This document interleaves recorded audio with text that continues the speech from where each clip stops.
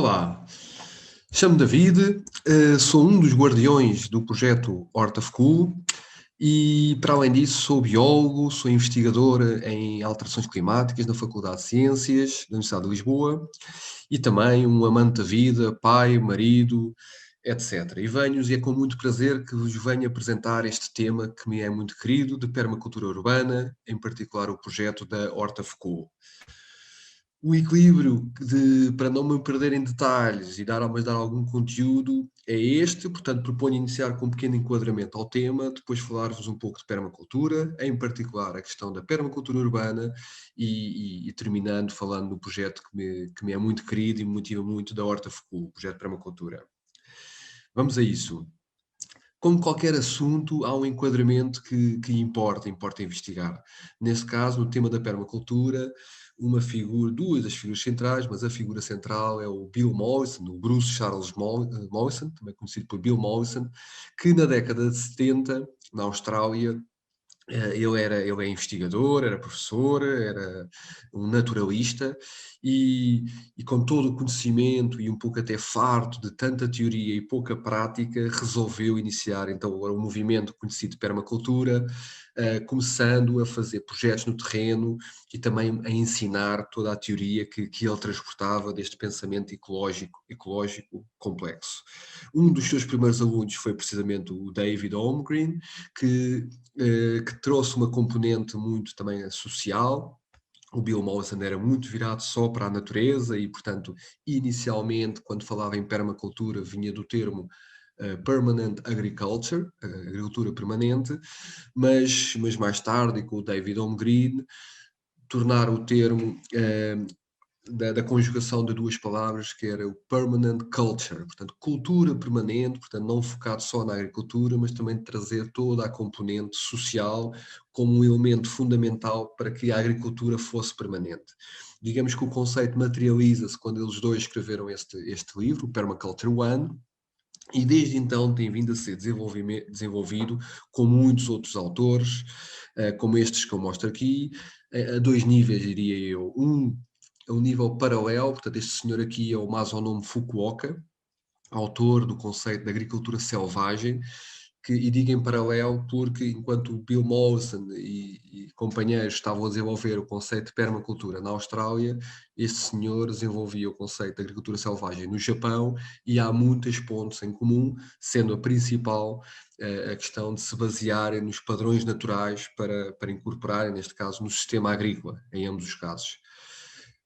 O outro nível são todas as outras pessoas, então eu tenho aqui alguns exemplos de pessoas que têm vindo a trabalhar e juntaram-se ao conceito de permacultura e têm vindo a trabalhar neste conceito e a desenvolver de certa forma, a especificar certas áreas. E, portanto, um conceito que aparece por este senhor, na década de 70, tem vindo a ser desenvolvido e está neste momento a ser desenvolvido em todo o mundo, portanto é uma rede internacional e obviamente que cada sítio tem o seu enquadramento e, portanto, o conceito precisa de ser adaptado e isso está a acontecer e, portanto, neste momento é um conceito que integra e junta e é complementado por muitos outros termos. No caso da agricultura, vamos desde a agricultura selvagem até mais recentemente a agricultura sintrópica. Digamos que também a título de enquadramento é o seguinte, e mostro-vos aqui uma série de vídeos. Há uma coisa que é chamada solo, que é muito vivo, e esta é uma imagem que mostra atrás deste trator uma série de aves a comerem todos os insetos, os artrópodes, os anelídeos, minhocas que lá existem, e portanto é um elemento muito vivo, e quando vamos tentar perceber e conhecer, ficamos fascinados, vemos este crustáceo, o bichinho da conta, não é? Este anelídeo, que é a minhoca, e portanto há toda uma série de seres que podemos ver, e outros que temos mais dificuldade em ver, como os fungos, os micro-organismos, as bactérias, os protozoas, que constituem este solo, dão-lhe a componente viva, essencial para a sua saúde.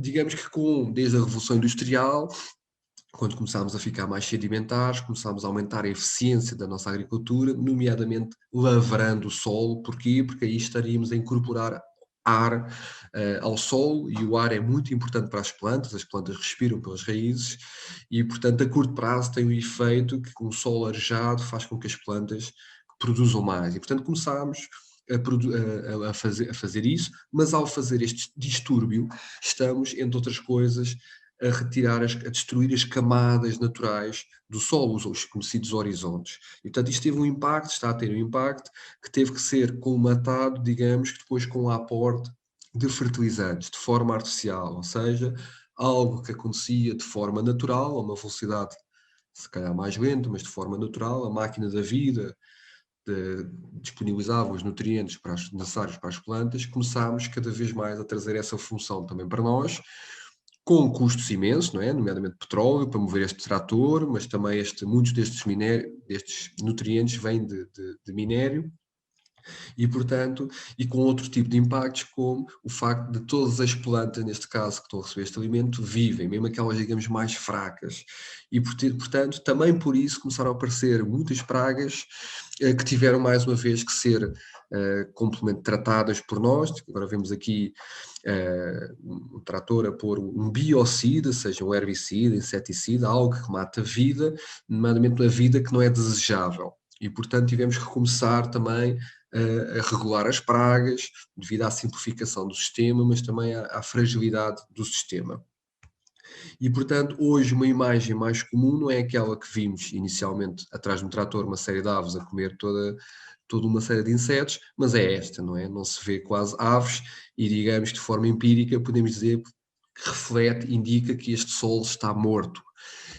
E, portanto, este é um dos grandes enquadramentos que leva a estas pessoas que se juntam ao movimento de permacultura, que é que, se concordamos que estamos muito melhor a vários níveis como espécie, né, temos melhores condições de vida, por outro lado estamos a criar um impacto real e a uma escala planetária, neste caso no sistema solo, que nos convida a pensar em modelos alternativos que não nos levem a este. Digamos que o padrão é muito geral, portanto é conhecido pela grande aceleração, ou a época do antropoceno, que reflete este período muito curto na história do planeta Terra, onde a nossa espécie está a ter um grande impacto. Digamos que há tendências socioeconómicas várias, começando logo pela população mundial estar a vir a aumentar de forma exponencial, também o PIB mundial a aumentar, o investimento estrangeiro, a população a ser cada vez mais urbana, portanto o êxito rural, o uso primário de energia a aumentar, estamos a consumir cada vez mais energia e fertilizantes, a construção de grandes barragens, o uso de água doce, a produção de papel, como um exemplo, o número de transportes vários, das telecomunicações e o turismo em si. Portanto, este padrão exponencial está a ter consequências, ou está a ser refletido também nas tendências do sistema da Terra, como seja o dióxido de carbono, o óxido nitroso ou o metano, portanto os três mais importantes gases com efeito de estufa, que depois levam ao aumento da temperatura da Terra, uma acidificação dos oceanos, pH 10, o tal sobrepesca marinha, não é? A captura de pescado, a aquacultura, neste caso de camarões, mas de forma geral, está a aumentar bastante. A acumulação de azoto nas zonas costeiras, derivado do lixiviado dos campos agrícolas da terra, a perda de florestas tropicais, a domesticação da terra, digamos assim, e a degradação da biosfera terrestre. E este padrão, a primeira pergunta, e a pergunta que constantemente quem trabalha em permacultura se coloca, é onde é que existem estes padrões na natureza, não é? E neste caso, onde é que existe este padrão de crescimento exponencial, ou seja, num curto espaço de tempo, digamos que podemos pensar que este eixo é o número de indivíduos, num curto espaço de tempo cresce exponencialmente. Onde é que existe este padrão? E possivelmente a resposta vamos chegar existem dois níveis. Por um lado, pragas e doenças. Ou seja, de repente, uma praga de gafanhotos que vem e reproduzem-se muito, ou uma doença no organismo, que seja uma bactéria que começa a crescer exponencialmente, ou seja, que duplica a cada 2 minutos, por exemplo. E tipicamente o que acontece depois é isto, não é? Há um colapso. Portanto, no caso da praga, acaba por comer toda a comida, cereais, o que seja, e portanto com falta de comida eles os gafanhotos começam a morrer. No caso de uma doença, tipicamente, o Covid-19 mata o hospedeiro e, portanto, o hospedeiro já não pode, e, portanto, acaba também por morrer essa população. E nós sabemos que isto queremos evitar. O outro ponto que também de enquadramento muito comum, e faço aqui o paralelo à conhecida cheetah, o animal mais veloz do planeta, ela especializou-se, neste caso na gazela Thompson.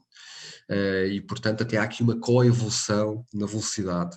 E especializou-se, e uma das especialidades é que é o animal mais rápido do planeta. E, portanto, vemos muitas vezes, quando vai tentar caçar outro tipo de presas, muitas vezes tem dificuldade e até foge. E, portanto, este é um dos fatores que está a tornar esta espécie em perigo ou vulnerável à extinção, que é esta especialização. Neste caso, o facto da gazela Thompson em alguns sítios estar em declínio está a ser um problema para a espécie da cheetah. O paralelo para nós, então, é o seguinte: a título de enquadramento, por um lado, sentimos que, como espécie, estamos a esgotar os recursos e a ter um impacto negativo no planeta Terra, nomeadamente na perda de biodiversidade e na questão das alterações climáticas. Por outro lado, temos uma grande dependência como sociedade dos combustíveis fósseis, petróleo, carvão e gás. E esta dependência de um recurso finito é potencialmente problemático, e este é um dos fatores de desânimo, descontentamento, que leva muita gente a vir para o mundo da permacultura. E a pergunta é, então, que caminhos é que há a seguir?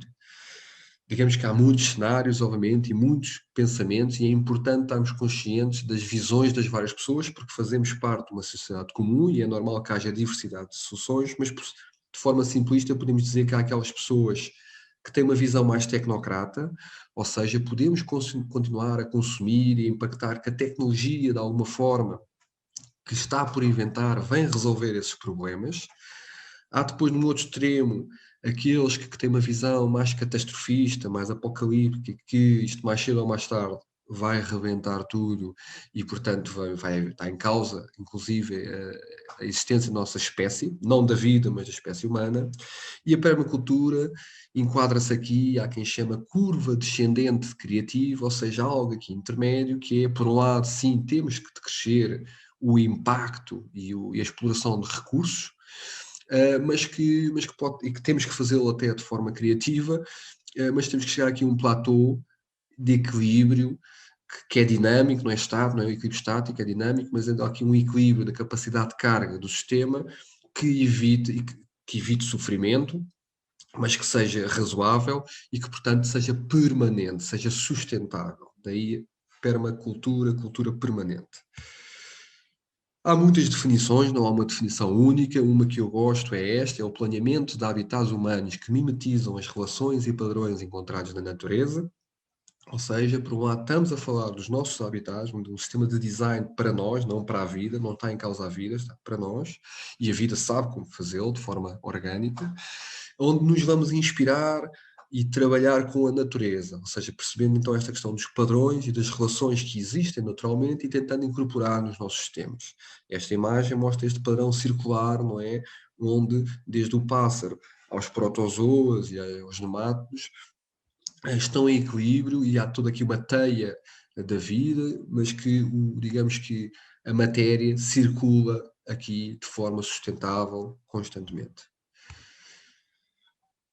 E porquê pensar na natureza e não noutra coisa? Bom, porque a natureza já cá existe há muito tempo. Ou seja, se pensarmos que a Terra se formou há 24 horas, isto é um relógio de 24 horas, portanto, às 0 horas houve a formação da Terra, digamos que à escala, não é? A origem da vida foi às 4 da manhã. Depois aqui apareceu uma célula unicelular ainda das algas. A reprodução sexual até aqui era assexuada às 6 da tarde. As plantas terrestres às 10 para as 10 da noite, e os dinossauros às 10h56 da noite, e os humanos apareceram há praticamente 1 minuto antes da meia-noite. E os humanos como espécie, porque se formos pensar nos últimos 200 anos, a Revolução Industrial, então foi há uns milésimos de segundo. Ou seja, há toda aqui uma série de tempo onde houve seleção de padrões e relações que são bastante resilientes, não é? Porque passaram todo este período, que chegaram até nós hoje meia-noite, que mesmo que do ponto de vista teórico não consigamos percepcionar porquê, à partida é robusto dizer que são resilientes. E, portanto, faz sentido a um ser que se diz inteligente tentar internalizar esses padrões nos nossos sistemas, e é isso que a permacultura propõe. Termos a natureza como o modelo em qual nos inspiramos, não de forma cega, obviamente, para tentar tornar o nosso um pouco mais sustentável e permanente. Portanto, digamos que a vida, podemos dizer que autossustenta-se, autorregula-se e é resiliente. Portanto, a pergunta que está constantemente em tudo o que fazemos é tentar perceber como é que internalizamos esses processos naturais, os tais padrões e relações que vemos na natureza. De forma genérica, se pensarmos, podemos pensar na evolução da vida, mas também podemos pensar na sucessão ecológica, ou seja, imaginemos que houve aqui um incêndio, o que é que acontece com o tempo? Começam a aparecer as primeiras ervas, depois vêm os arbustos, até às árvores, até chegar a um clímax. Tipicamente depois deste clímax, ao colapso do sistema, mas já lá vamos. E, portanto, o que vemos que está a acontecer com o tempo, quando corremos o tempo em todo o lado, em qualquer sítio, após um distúrbio, é que há um aumento da biomassa, há um aumento da biomassa, portanto, se formos medir a quantidade de matéria viva que está no sistema, está sempre a aumentar. Por outro lado, há um aumento da diversidade, nomeadamente o número de espécies, mas também de grupos funcionais, o tipo de espécies, há uma diversidade que aumenta. E, por outro lado, há algo invisível, mas muito importante, há um aumento da conectividade, ou seja, as trocas que há num sistema mais evoluído são muito, comparativamente com um menos evoluído, são muito, não só mais diversificadas, mas também mais rápidas. E, portanto, estes três fatores, a biomassa, a diversidade e a conectividade, é um padrão transversal, se formos a pensar na evolução da vida, até à sucessão ecológica, vemos isto em vários fractais, a vários níveis. Portanto, são padrões que são interessantes tentarmos incorporar. Obviamente são um pouco mais complexos do que essa figura, ou seja, sabemos que, por exemplo, cá está a mesma imagem, depois do incêndio, a sucessão ecológica, o que vemos é que há espécies que aparecem, que depois desaparecem porque dão lugar a outras, pelo menos a nível de abundância. E também vemos o que é que, comparado a parte inicial com a parte final, o número de espécies presentes é muito maior, aquilo que eu tinha dito de forma muito simplista. E quando pensamos na agricultura, por exemplo, sabemos que os modelos convencionais, a agricultura convencional ou dita moderna, trabalham sobretudo com estas espécies chamadas pioneiras anuais, de ciclo anual, como as alfaces, cebolas, aquilo que é convencional. A permacultura, o que vem a propor é que, para além de trabalhar com essas, incorporemos no sistema as espécies de ciclo mais perene, precisamente a imitar o que está a acontecer numa sucessão ecológica. Por razões várias, nomeadamente estas, começando pelo que o padrão é que quanto mais diversidade existe nas culturas, no caso da agricultura, que incorporamos, mais resiliente à partida será o sistema. E, portanto, a permacultura, no caso da agricultura, é uma das propostas que traz, bastante assim, diferenciada, que é a incorporação de plantas perenes no sistema agrícola. Por outro lado, quando vemos esta sequência de tempo, na agricultura sintrópica falam inicialmente, temos a placenta até à floresta primária, passando pela floresta secundária, o que vemos é que no clímax, o sistema é muito produtivo, ou resiliente, é que se organiza em vários estratos, não é? O estrato emergente, o estrato aqui arbóreo, arbustivo, rasteiro, fala-se na verdade em 7 estratos. E, portanto, este é um sistema ideal que podemos querer caminhar. É um sistema, imaginem, agrícola que trabalha em tantos estratos quantos possíveis, porque assim está a utilizar de forma mais eficiente a energia solar que aí chega. Podemos pensar no padrão, então, para um sistema agora mais agrícola, que é uma floresta comestível. É uma que incorpora todas estas espécies, não só aquelas que se podem colher ao fim de 2 ou 3 meses, como as rabanetes, as alfaces, espinafres, umas que demoram mais tempo, como seja a berinjela e o alho francês, e por aí em diante, sempre nesta lógica de sucessão ecológica. Podemos ser ainda mais ambiciosos e complexificar ainda mais o sistema. No caso da horta-food, nós temos um chamado trator de galinhas ou galinheiro móvel, que é um galinheiro que antes esteve aqui durante 1 mês e meio, que depois disso é móvel, portanto passámos para ali, e o que é que as galinhas estiveram a fazer? Bom, a pergunta é qual é a função da galinha num sistema natural, E chegamos à resposta que é precisamente comer sementes, alguns insetos, portanto, regular pragas, regular as ervas indesejadas, arar a primeira camada mais superficial do solo, fertilizar o solo com os seus dejetos e ainda como efeito produto secundário dão-nos ovos, que neste caso põem ali e a gente cá de fora pode tirá-lo. E portanto nós pegamos neste elemento de galinhas, damos-lhe as condições que elas necessitam, nomeadamente um abrigo, uma proteção contra cães, gatos, comida, e elas cumprem esta função e nós aproveitamos. Portanto, aqui fizemos a sementeira, neste caso, podem ver aqui passado 2 ou 3 semanas, e neste caso a sementeira que fizemos foi de uma consociação mais conhecidas, chamada das Três Irmãs, que é o milho, que cresce em altura, é uma planta que na presença de água e sol cresce muito rápido, tem umas raízes muito profundas, portanto cresce muito rápido em altura. Esse crescimento é aproveitado pelo feijoeiro, que é a segunda irmã, que usa o milho como tutor à procura do sol.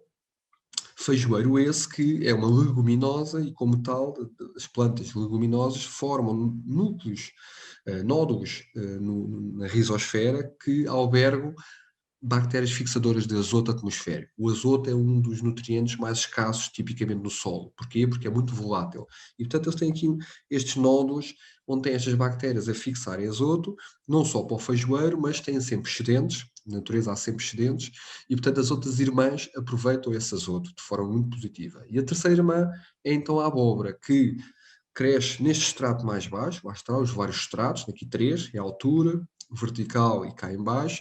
A abóbora tem umas folhas muito largas que são perfeitas, não só a planta não se importa muito com algum ensombramento, como protege o solo da radiação solar e, portanto, em última análise, da evaporação, mas também protege do crescimento de outras ervas tipicamente conhecidas por indesejadas. E, portanto, as 3 plantas, as 3 culturas podem ser plantadas juntas e há aqui um efeito sinergístico, ou seja, que a soma, o produto final é maior do que a soma das partes. Então nós pegamos neste padrão e incorporamos aqui, e aqui podemos ver o tal milho, alguns feijoeiros aqui a aparecerem e aqui algumas abóboras, para mais tarde termos as 3 culturas. Existem muito mais tipos de consociações, aliás, esta é uma área que temos algum interesse, porque não há muita evidência científica dada a sua complexidade, mas há muitas propostas de plantas anuais, mas não só, que gostam de estar, que beneficiam de estar uma perto das outras, e é algo que nós queremos testar, e há outras que não gostam, e portanto a lógica é claramente sairmos da monocultura para uma policultura, e idealmente policulturas, portanto várias culturas, que beneficiem de estar próximas umas das outras, não só ao nível de espécies, esta camaradagem aqui das consociações, mas também pensarmos a nível de estratos e depois irmos adicionando ainda outros elementos. Ou seja, complexificar o sistema para ser mais produtivo e resiliente. O que é básico a todos os projetos de permacultura e que não é negociável é a ética. Isto é a única coisa que é comum a todos os projetos e, portanto, há 3 pilares éticos na permacultura que deve ser respeitado, caso contrário não é um projeto de permacultura.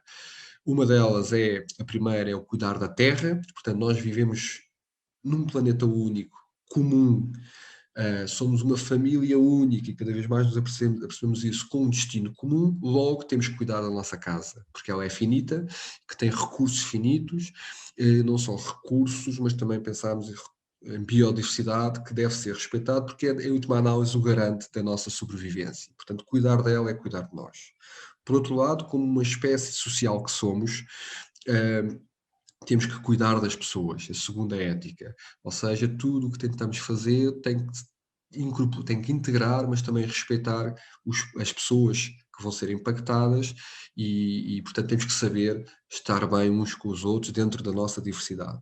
E a terceira ética é a partilha justa dos excedentes, ou seja, não podemos continuar a contribuir para um aumento da desigualdade dos recursos, da acumulação de recursos, e portanto tem que haver aqui uma lógica de alguma partilha de excedentes para ser equitativa, o mais equitativa possível para todos. E portanto as 3 éticas, cuidar da terra, cuidar das pessoas e partilha dos excedentes, é algo basilar, não negociável nos projetos de todo o mundo de permacultura. Digamos que à volta destas 3 éticas existe uma série de princípios orientadores. O David Holmgren trouxe estes 12 princípios de permacultura, mas existem mais. E o que é que são princípios? São os tais padrões e relações que observamos na natureza e que são universais e transversais e que tentamos incorporar no nosso sistema. Para dar alguns, por exemplo, aqui o capta e armazena energia, num processo natural, uma floresta, um lago, um pântano, o que vemos é que há sempre uma tentativa de captar energia, lá está, a tal biomassa, diversidade, para aumentar a conectividade, e portanto o nosso sistema é importante haver essa captação de energia, porque até para fazer face a períodos de alguma escassez. Pratica autorregulação e aceite feedback, portanto não ter à partida soluções pré-determinísticas, não é? Já sabemos que queremos chegar ali, é muito importante estar atento a este feedback, de estarmos a observar e a reagir, e agora aqui o número 1, para irmos adaptando o nosso sistema. Temos um objetivo, mas vamos adaptando dependendo do feedback que vamos recebendo do sistema. Uso soluções pequenas e lentas, não é? Que ser incremental em vez de ser logo uma coisa radical e a grande escala, porque podem haver impactos negativos que não estamos a ver. Use e valorize a diversidade. Não é? A tentativa de integrar a tal diversidade, a tal policultura, em vez de segregá-la, em vez de fazermos as coisas por caixinhas, porque a natureza indica-nos o contrário. Por último, use as bordas e valorize os elementos marginais. A natureza mostra-nos que é precisamente nas zonas de interface, os chamados ecótonos, uma fronteira entre um lago e uma floresta, e é nesta fronteira que é mais produtiva. Porquê? Porque tem elementos não só da floresta, como também do lago, como elementos que só vivem nesta interface, e portanto há aqui este edge, esta fronteira é bastante produtiva, e portanto podemos tentar olhar no nossos sistemas onde é que são as fronteiras e tentar potenciar. Junto a um muro, junto a exemplos vários, não é? E, portanto, a permacultura é uma abordagem, uma proposta de abordagem que tem uma ética básica não negociável, tem uma série de princípios orientadores, que são, digamos, que guias, e depois uma série de propostas a nível de estratégias e técnicas e abordagens para aplicar. Portanto, são propostas, são isso mesmo. Para vos dar um exemplo, um padrão que vemos a vários níveis, vemos no neurónio, vemos no sistema sanguíneo e linfático do ser humano, ou vemos num delta de um tejo, é este padrão dendrítrico. Ou seja, que o ponto A, B, C, D, E, F, queremos de forma eficiente que vá a um destino. Ou ao contrário, de um ponto A, qual é a forma mais eficiente para chegar a uma série de pontos. E aparentemente é o dendrítico.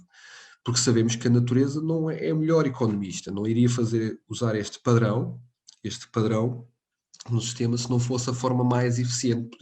Poderia usar um sistema retangular, sei lá, circular, mas isso não era nada eficiente para bombar o sangue do coração para todo o organismo, e do organismo drenar de volta ao coração, e o mesmo para o sistema linfático. Portanto, o padrão mais eficiente é este dendrítico. Então, quando vamos aplicar, por exemplo, na nossa casa, que tem uma porta A uma série de canteiros, por que não fazê-lo de forma dendrítica? Porque então queremos andar ali às voltas do quintal, sobretudo se multiplicarmos, sempre que vamos ao quintal, ao fim do ano, são se calhar umas quantas centenas de vezes, e portanto queremos ser eficientes nesta função. Portanto, o caminho tem a função de ser de forma eficiente e eficaz a chegar de um determinado ponto a outros vários, e o que a natureza nos diz, então, proponho utilizar o padrão dendrítico. Simplesmente para dar um exemplo. Para além disso, é importante dizer, neste enquadramento, que existem várias áreas de atuação. É conhecido por alguns pela flor da permacultura: a posse da terra e comunidade, gestão da terra e da natureza, o espaço construído, ferramentas e tecnologia, cultura e educação, saúde e bem-estar espiritual, economia e finanças. Portanto, são áreas que diferentes pessoas têm vindo a desenvolver, que obviamente estão interligadas, mas que, dependendo da área de interesse de cada um, há pessoas a dedicar-se e a especializar-se nestas várias áreas. Este artigo do colega, do Ralph Ferguson, dá aqui uma forma mais científica, os vários projetos de permacultura que ele andou a investigar, em que áreas é que trabalham, e também o rendimento que elas dão, desde e de forma comparativa com os sistemas convencionais, o sistema de permacultura, chamado integrado, como é que pode, que tipo de income, portanto, que tipo de resultados nos dá nas várias áreas de atuação. Em Portugal existe muita coisa a acontecer, uma explosão já há muitos anos de iniciativas e projetos. Portanto, aqui temos o exemplo da Rede Convergir, redeconvergir.net, é uma ferramenta que tenta mapear estes vários projetos que chamamos de projetos inspiradores e iniciativas inspiradoras de sustentabilidade em Portugal, cada um com diferentes nomes. Muitos deles se autodenominam projetos de permacultura, aqui 25%, e portanto há muito para explorar. Digamos que hoje estamos focados aqui na permacultura urbana, porque é o contexto onde o projeto Horta Fecul se enquadra e digamos que é o nosso nicho, é aquele que gostamos de explorar. Digamos que uma cidade, o que é uma cidade do ponto de vista de padrões? É um local de grande abundância de recursos, quer de pessoas, não é? Há uma densidade brutal de pessoas quando comparativamente com o mundo rural, mas também outro tipo de recursos, vários. É uma zona que eu diria que é o foco da mudança em permacultura, nós já lá vamos, mas tipicamente fazemos um zonamento, dependendo de 0 a 5, né? Zona 0, 1, 2, 3, 4, 5, e é um gradiente da energia que gastamos. Na zona 0 e 1 é onde gastamos mais energia, na zona 5 muito pouco, e digamos que uma cidade, essa perspectiva, é uma zona, uma zona 1 é uma zona onde diria que temos que a mudança tem que vir daqui, não é? Está a haver um êxodo rural imparável das pessoas do mundo rural para as cidades, para o mundo urbano, e portanto a haver mudança efetiva tem que passar também pelas cidades, e portanto é uma oportunidade desse ponto de vista. E para dar o movimento de transição, que é precisamente inspirado nesta questão da permacultura, o movimento que originou em Totnes, criou um modelo chamado Movimento Transition Towns, né, cidades em transição, está muito ativo e tem sofrido várias alterações, precisamente porque viu aqui uma oportunidade nas cidades de tentar mudar e que tem requisitos e circunstâncias diferentes do mundo, por exemplo, mais rural. No caso da Horta Fecul, nós estamos integrados na Faculdade de Ciências da Universidade de Lisboa, portanto na academia, e portanto há aqui oportunidades de investigação. Por outro lado, temos aqui a questão da rotatividade, porque há muitas pessoas a aparecer e a sair, e, portanto, a rotatividade pode ser vista como um problema ou como uma oportunidade de inovação, daí aqui a inovação versus resistência. Estamos sempre a ser testados do ponto de vista da resistência, né, com a saída de antigos guardiões, mas há aqui uma possibilidade, o facto de conseguirmos integrar novas pessoas, de inovar, porque essas pessoas trazem pensamentos únicos, aptidões únicas que torna o projeto interessante. Portanto, a Horta Fecul surgiu em 2009 e tem uma diversidade, quer de pessoas, quer de projetos, que tentarei mostrar. Mas o nosso objetivo, se uma imagem pudesse mostrar, é esta: é pegar numa cidade cinzenta do betão que lá existe, impermeável, e transformá-la em algo mais verde, produtivo, onde aproveitamos todos os espaços e todos os bordos para trazer vida e diversidade e todos os benefícios que daí advém. Um dos enquadramentos aí é precisamente que disse. Então, nós conhecemos que houve aqui um ponto de viragem em 2007, onde a zona onde a população que vive em meio urbano passou a ser superior à população que vive no mundo rural. E, portanto, claramente, nós estamos aqui, claramente, e a tendência é crescente, não é? Portanto, claramente temos que criar projetos, modelos alternativos para o mundo urbano. Por outro lado, para vos dar um exemplo de recursos, quer dizer, que pode ser visto como desperdício, temos aqui à esquerda zonas urbanas altamente urbanizadas, e aqui à direita menos urbanizadas. Portanto, temos aqui a Europa, a América do Norte e a Ásia industrializada, e aqui temos a África, a América do Sul, a Ásia. E o que vemos a nível de desperdício alimentar, e aqui são valores de desperdício alimentar por pessoa, quilos por ano, tanto do ponto de vista do consumidor como na produção e retalho, é que há um grande desperdício. Estamos a falar quase de 300 quilos por ano de comida por pessoa de desperdício, não é? Obviamente que estes valores são mais altos aqui nos países, nas zonas altamente urbanizadas em comparação com as zonas menos urbanizadas, sobretudo do ponto de vista do consumo. Né? No consumo há muito mais desperdícios aqui do que aqui. Mas, portanto, estamos a falar de um problema que é desperdício ou uma oportunidade. Não é? Há aqui um recurso super abundante que, se for devidamente incorporado, pode ser bastante interessante.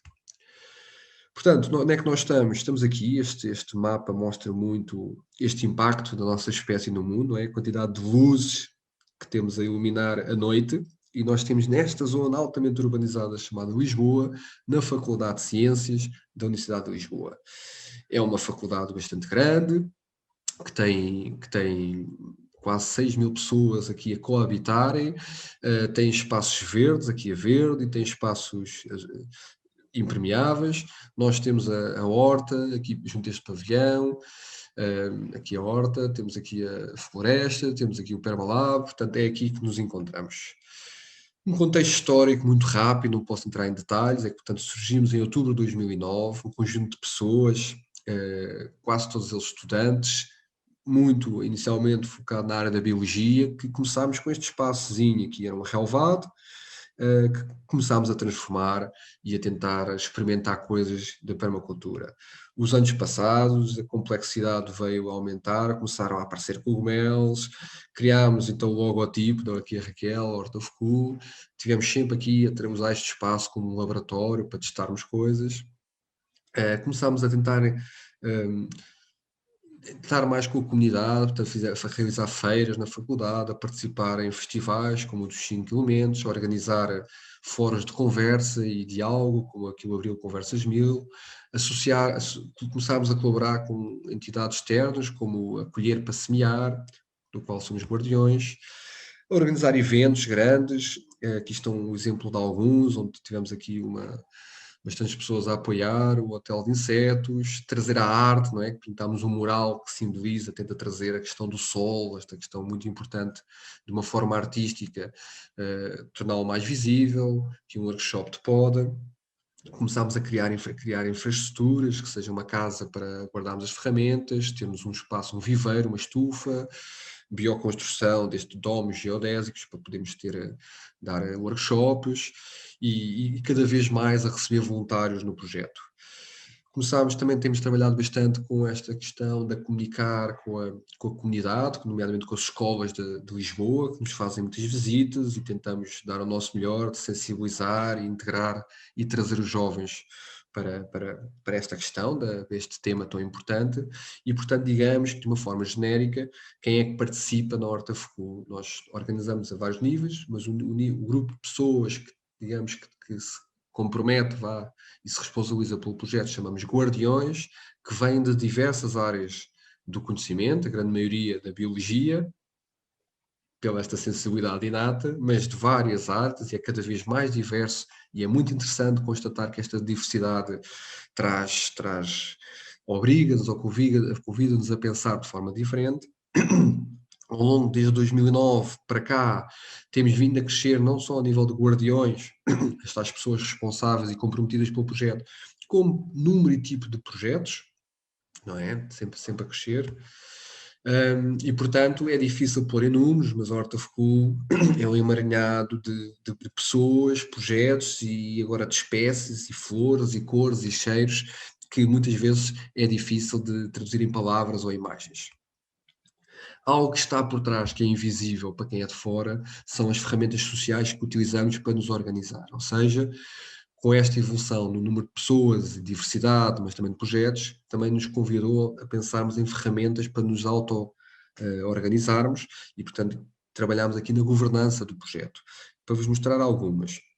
Uma que utilizamos de vez em quando para planearmos o que é que vamos fazer a nível anual é o conhecido Dragon Dreaming, que é uma ferramenta muito inspiradora, trazida pelo John Croft, que está na base de projetos como o nosso, né, são projetos que querem pensar para melhorar o planeta, para haver um desenvolvimento da comunidade e um desenvolvimento pessoal, portanto, eles são a base.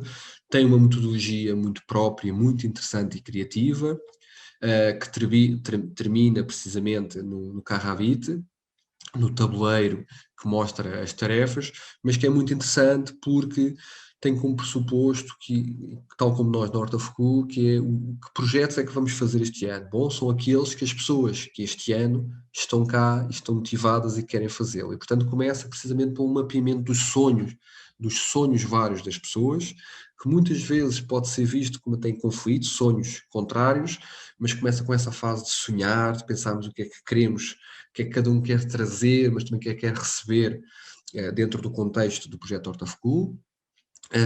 Depois há todo um agrupamento destes sonhos e há uma organização das tarefas para lá chegar, desde o sonho até à celebração. Portanto, qualquer projeto é dividido nestas 4 áreas do sonho, planeamento, implementação, celebração. Celebração do ponto de vista de refletir sobre o que é que aprendemos, o que é que correu menos bem e como é que podemos melhorar na perspectiva do desenvolvimento pessoal. E, portanto, aqui estão a imagem de um destes exercícios que fizemos em 2015-16. Esta é uma ferramenta que às vezes utilizamos para perceber, definir que projetos é que vamos fazer para esse ano com as pessoas que cá estão.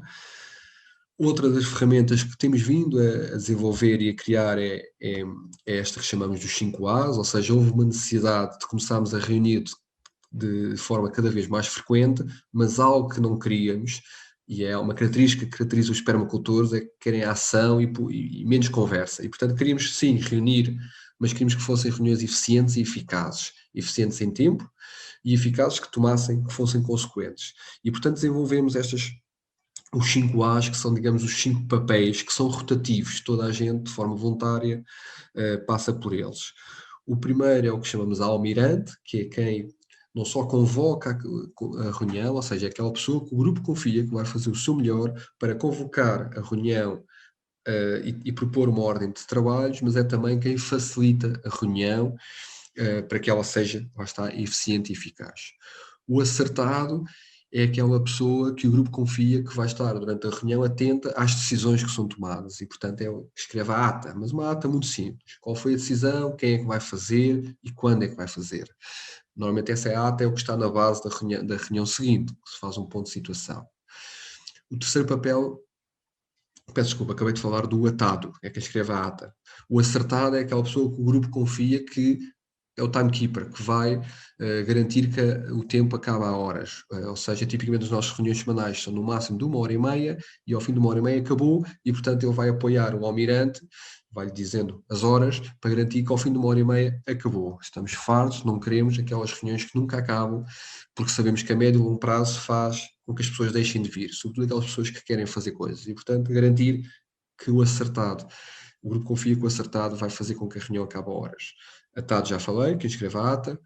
O acolhedor é um papel que surgiu mais tarde por necessidade, ou seja, as reuniões tipicamente há pessoas a chegar atrasadas ou há distúrbios externos, um cão que aparece ou alguém que vai falar, e para garantir que a reunião não para, que continua, sempre que existe algo externo a aparecer, o acolhedor chega-se à parte, recebe a pessoa, trata do problema, faz aqui um buffer, um tampão com a reunião, para que a reunião nunca pare, mas também esses elementos externos sejam integrados ou sejam acolhidos.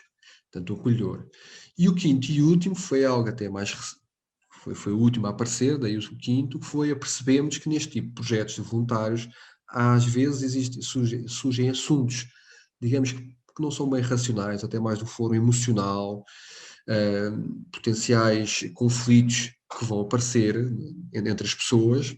E, portanto, o alcoviteiro é aquela pessoa que durante a reunião, o grupo confia que durante a reunião está atento a esses sinais mais sutis, vai apontando e no final é a pessoa que tem a última palavra. Né? A última palavra, o almirante passa ao alcoviteiro, que reporta, dá o seu parecer do como é que achou que correu a reunião. Senti que a reunião hoje foi muito produtiva, senti que as pessoas estavam todas com muita energia, sentimos que as pessoas estavam todas muito down ou dispersas, senti que a pessoa A e B estavam a reagir uma com a outra, portanto traz o assunto para a mesa e não é suposto comentarmos.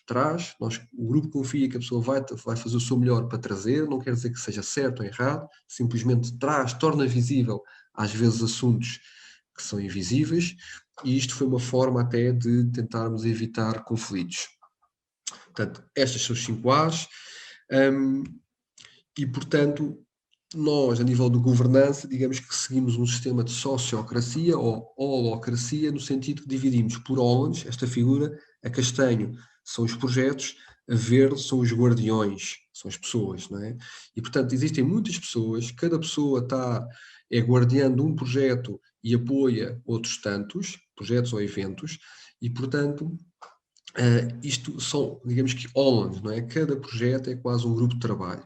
Digamos que, em última análise, cada grupo de trabalho pode funcionar com estes 5 As, e uma vez, e a reunião semanal que eu falei, é onde os guardiões, ou seja, pelo menos um representante de cada um destes projetos, reúne e utiliza esta metodologia.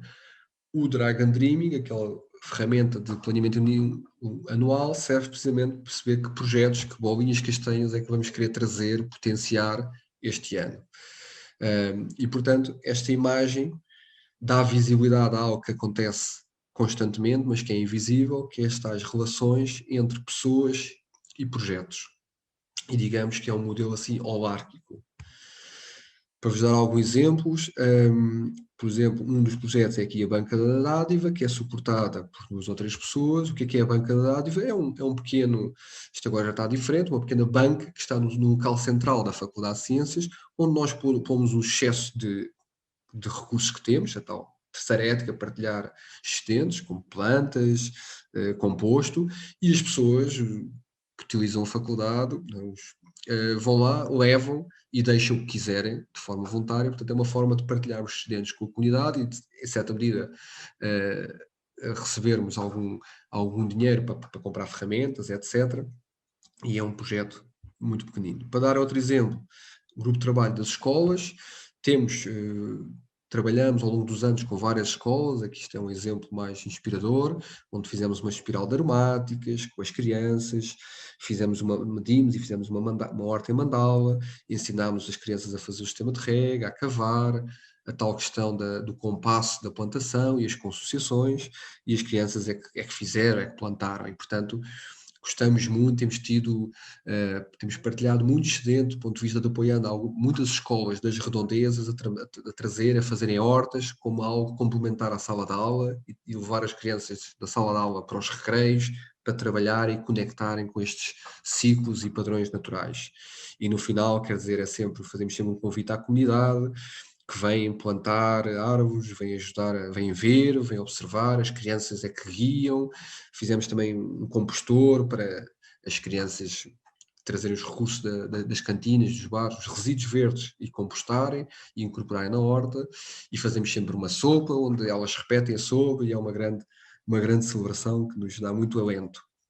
Este é um grupo que é o grupo das escolas.